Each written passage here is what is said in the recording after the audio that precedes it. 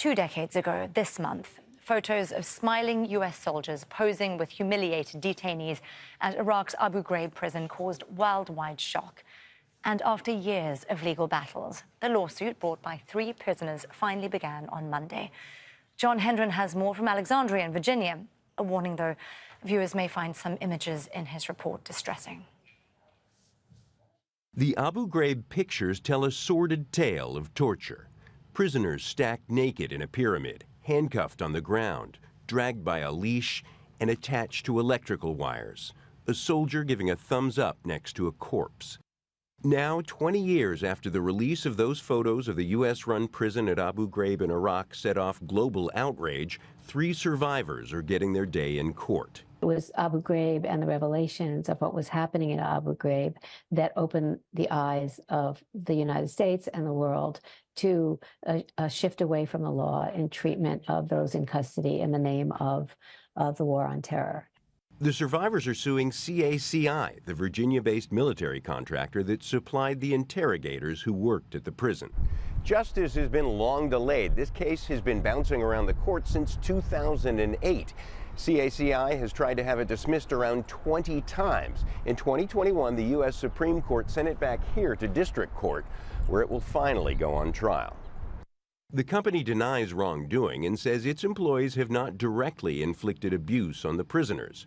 But the plaintiffs in the case say the company set the conditions that resulted in torture by ordering military police to, quote, soften up detainees for interrogations. There's been no accountability really for what happened at Abu Ghraib and beyond. I think a case of just one person is tremendously significant. Among those expected to testify, Army General Antonio Taguba, who led an investigation into the Abu Ghraib scandal, and former Staff Sergeant Ivan Frederick, sentenced to more than 8 years in prison for inflicting abuse. John Hendren, Al Jazeera, Alexandria, Virginia. Well, let's now speak to Sarah Sanbar. She's the Iraq researcher at Human Rights Watch. She joins us now from Solomania. Sarah, why has it taken this long, 20 years? It's long overdue. It's in part taken this long because CACI has filed 20 motions to dismiss the case, trying to claim that as a military contractor, it benefits from the same immunity that the U.S. government does for the actions of its troops overseas. You've spoken to these men, I believe, Sarah. They've told you about what they were put through. Can you perhaps share a little about how it's affected them over these years? Yeah, I think by now the stories are very well known. But unfortunately, in these cases, once the story leaves headlines, people forget. And the men that I spoke to suffer almost daily reminders in the form of physical scars, injuries left over, as well as the mental scars from trauma that they continue to battle with, and PTSD. Sarah, they've obviously waited so long. How do you see this case playing out? How soon, for instance, could we get a ruling? What sort of outcome or responsibility might something like that entail? The Center for Constitutional Rights, who filed the case, is hoping and expecting that the case will be wrapped up in the next 2 to 3 weeks. They're suing for damages, and we're hoping that this is going to be the first case where a court has ordered a military contractor to pay financial compensation to people as a result of its actions. We're really hopeful that this is going to set the precedent not only for further cases similar to it, but to hold the U.S. government itself accountable, because to this day, they haven't paid any compensation. There's no pathways available where survivors can raise their claims and have their cases even heard. You mentioned that the military contractor was arguing on the basis that they have immunity, like the armed services do. Do you see any accountability in future for the U.S. armed services?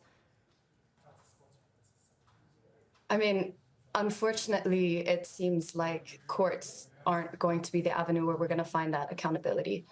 Human Rights Watch, in addition to many other NGOs, are fighting to make sure, one, that this doesn't ever happen again by advocating for changes to policies to prevent torture happening in the future, while also being mindful that redress needs to be provided to people that did suffer torture, whether that redress gets provided through the courts or through the administration, which is looking like the more likely option at this point. It needs to be done. Sarah, you talk about changing policy. I mean, it felt like the Abu Ghraib revelations were this huge shock to the world when those photographs came out. But torture by militaries remains a practice. How much did what happened in Iraq, how much did that actually change things? How widespread is torture as a practice around the world now? Yeah, I mean, as you said, unfortunately, it continues to happen. The legacy, not only of the torture, but of the impunity for torture, the fact that we haven't seen any accountability has emboldened others to feel that they can torture and face no consequences themselves. So even though some policies did change in the wake of the 2004 scandal, there's still a very long way to go before torture is a thing that we can say is finally of the past in our world.